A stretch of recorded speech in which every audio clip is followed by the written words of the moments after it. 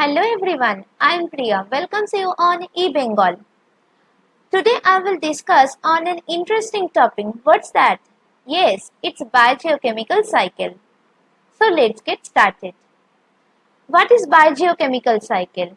It is a pathway by which chemical substances is turned over or moves through biotic like biosphere and abiotic like lithosphere, hydrosphere and atmosphere compartments of Earth.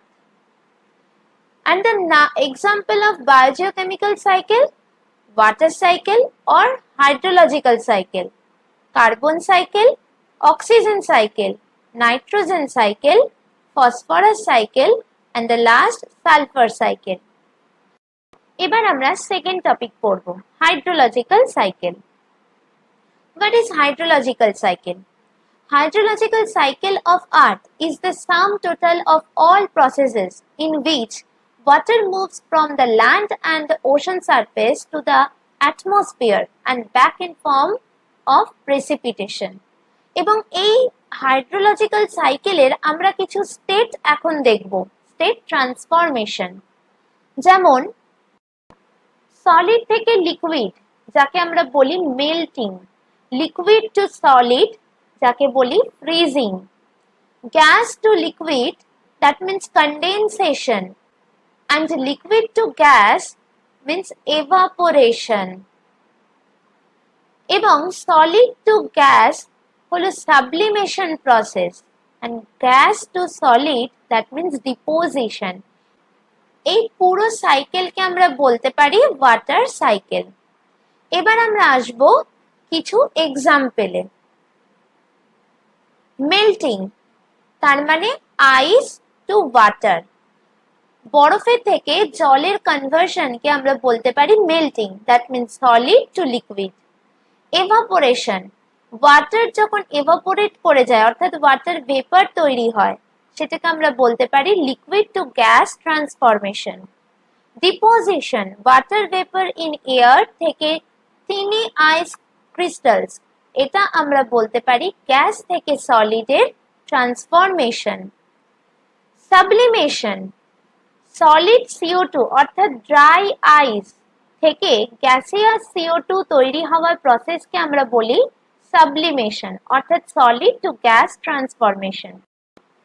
Condensation অর্থাৎ water vapour যখন rain হয়ে আবার অ্যাটমসফিয়ারে back করে তখন সেটা হয় gas থেকে liquid transformation. Freezing, ওয়াটারকে রেখে দিলে সেটা আইসে কনভার্ট হয় ফ্রিজিং এর মাধ্যমে, তার মানে এটা লিকুইড থেকে সলিডের চেঞ্জ। এবার আমরা পড়ব carbon cycle. What is carbon cycle? The circulation of carbon on earth in which atmospheric carbon dioxide is converted to organic nutrients through photosynthesis and is again converted back to the inorganic state by respiration, decay or combustion. Now coming to the second point. Who discovered the carbon cycle?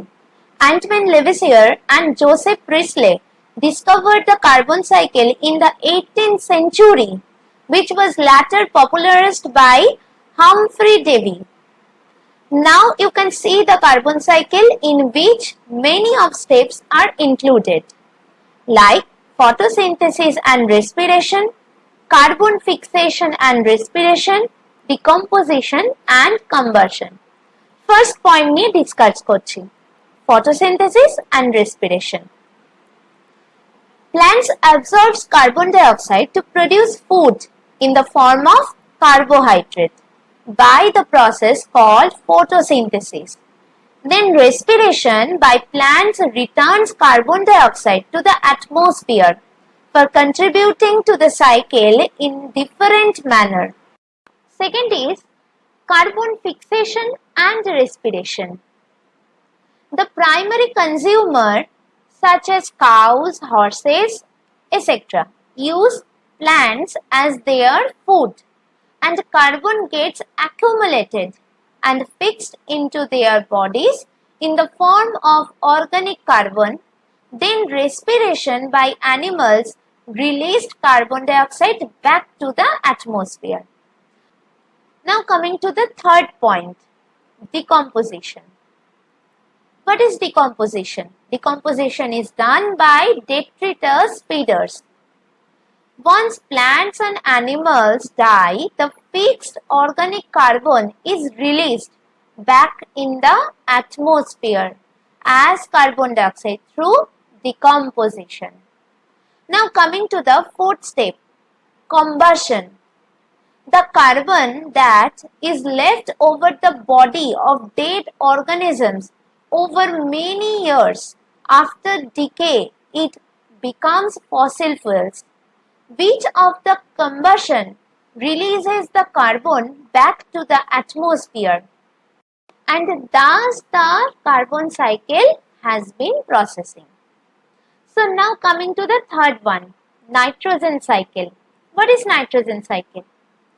The series of processes by which nitrogen and its different forms are circulated and interconverted in nature with the help of living organisms is called nitrogen cycle. Now coming to the steps of nitrogen cycle.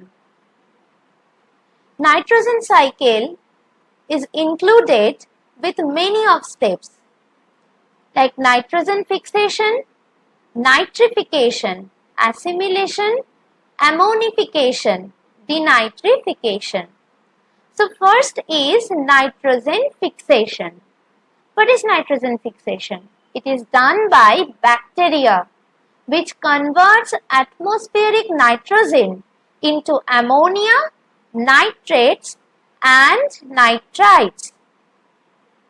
Now coming to the second, nitrification. What is nitrification?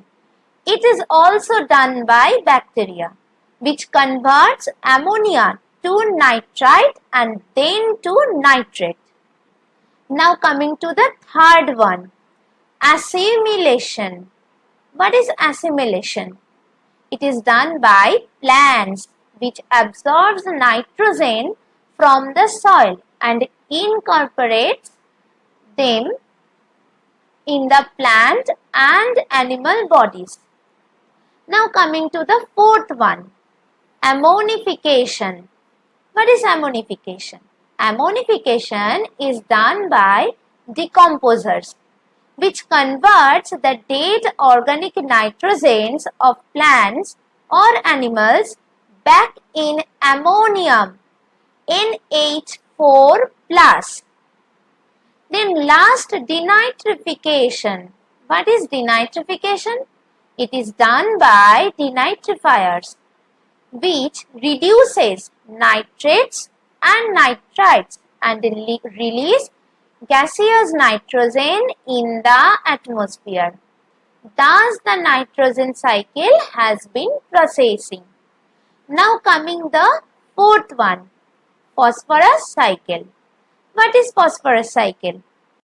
Biogeochemical process showing the movement of phosphorus and its different forms in nature with the help of living organisms called phosphorus cycle. Phosphorus cycle is included many of processes like weathering, mineralization, assimilation, decomposition, geological uplift by tectonic movements. Now coming to the first point, weathering of rocks. Phosphates found in sedimentary rock as PO4 3- are leached out from its various environmental sources in form of inorganic phosphate ions. Other hand, weathering, volcanic ash, aerosols and mineral dust also serve as other significant phosphate sources. Now coming to the second one, mineralization, which is done by plants.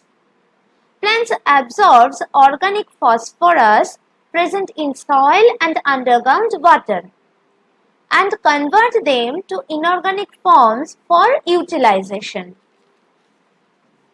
The aquatic plants absorb inorganic phosphorus from lower layer of water bodies due to their low solubility in water.